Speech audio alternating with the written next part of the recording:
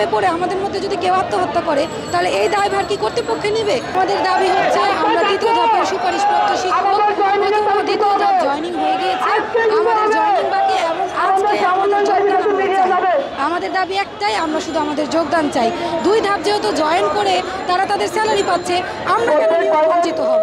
আমাদের অপরাধটা আসলে কি? আমরা শুধু একটাই দাবি, আমাদের যোগদান দ্রুত সম্পন্ন করা।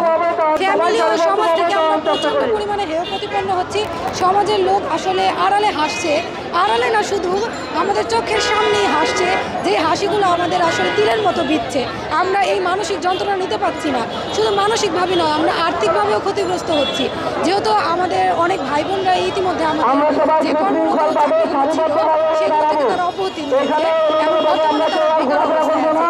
এই বেকার অবস্থা থেকে তারা তাদের পারিবারিক কোনো সাপোর্ট পাচ্ছে না, পরিবার থেকে প্রচুর পরিমাণে তারা হেয় প্রতিপন্ন হচ্ছে। আমাদের তো কিন্তু চাওয়ার কোনো উপায় নেই, কারণ হচ্ছে যে যেহেতু ওনারা যোগদান করে ফেলেছে, আমরা পারছি না।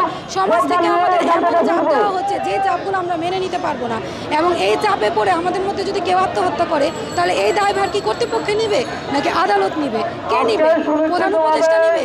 কেউ নিতে পারবে না। তাহলে আমাদের এই দায়ভার তো আমাদের উপরেই বর্তাবে, তখন আমাদের জীবনের মূল্য আসলে কে দিবে? আমাদের একটাই দাবি, দ্রুত আমাদের যোগদান সম্পন্ন করা হোক।